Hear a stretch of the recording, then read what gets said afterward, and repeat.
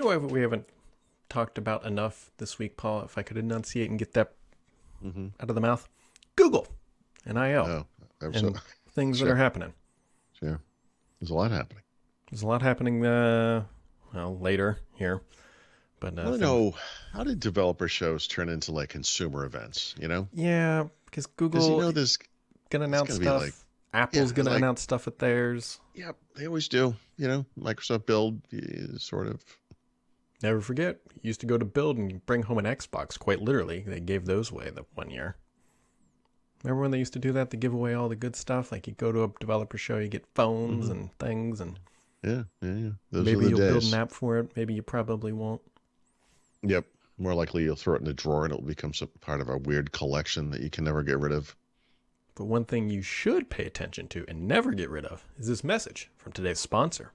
Is your Active Directory vulnerable to cyber attacks? Active Directory is the #1 attack vector involved in 9 out of 10 attacks. Because of legacy Active Directory misconfigurations, it is a prime target for cyber criminals. To find and fix AD security vulnerabilities, you need Purple Knight, a free community Active Directory vulnerability assessment tool that is used by thousands of organizations to scan for indicators of exposure and compromise.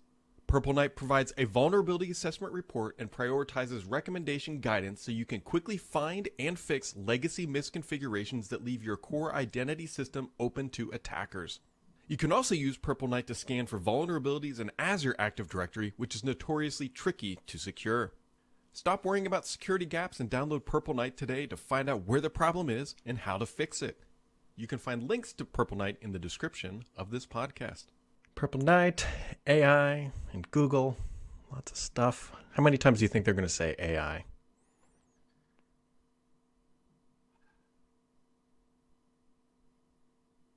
A lot. Yeah. But you know what? Build's coming soon, and that's going to happen there too. Right? You know where Yep. they're not going to say AI a lot? WWDC. Yeah. That's not even... I bet they'll talk up like how they do this stuff all on device and like we've already been using it, we're doing it, we're there, we're cool, but they're Yeah. not going to go out and say, here's our ChatGPT competitor and say type into Siri on Siri.com.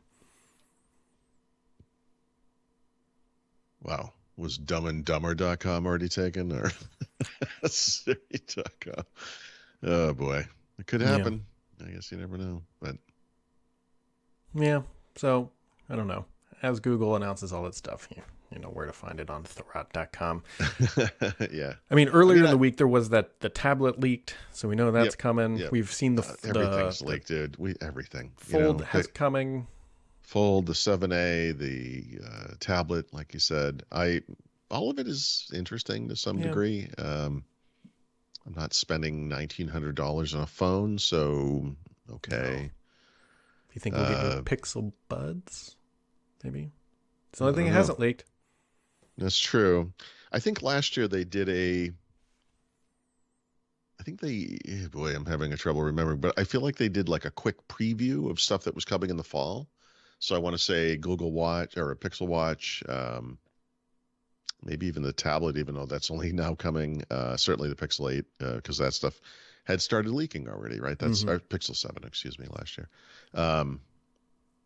Yeah, so who knows? I mean, everything's been kind of tossed up in the air. We had some messy years there because of the pandemic, ostensibly, where Google wasn't releasing things on the normal schedule. I think we've kind of gotten back to the spring A series launch, and we'll see where it goes. I don't know. I feel like we already know everything. I just feel like it's leaked, you know? Yeah, I bet that. I mean, based on what they've done in previous years, I bet we see a lot of various AI demos that are not the type into the Bard thing. Because remember, they used to do demos where you could like have it call your doctor's office, have it call whoever, and then like it was just a voice walking through the prompts for you. I wonder if they'll extrapolate upon that or. Yep. I think they got to come up with something search related, you know, an announcement. I mean, the way they do their announcements out in that open kind of pavilion outside, and looking at the stuff they've announced in the past, like you were referencing, and just with the timing of all the AI stuff and, you know, Bing chatbot and them just kind of falling on their faces, frankly, you know, so far, I feel like they need to come out strong. Yeah. But it's Google. I mean, they don't really ever come out strong. I don't know. we'll see. I think it's correct me if I'm 1 p.m. Eastern time. Everybody else can do your math through when that's happening, and then that's great timing for me because it's going to delay Windows Weekly, so that'll be fantastic. Well, at least you're not on a plane, which is kind of That's par for you. I wouldn't say par for the course, but par for Paul Thurrott. So, anyways, Google I/O, biggest thing on the agenda for the week. And the first big developer show. That is true. That it is the first of the the season is beginning. Well, I guess, assuming Google is having, when is Google's, Facebook's, when's their F8 or whatever they call it? Is that in the spring or the fall?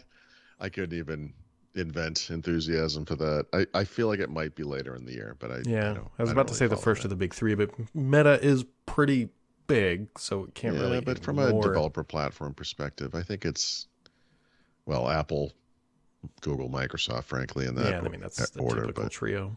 Yeah. So, anyways, the mighty will fall, and here they come.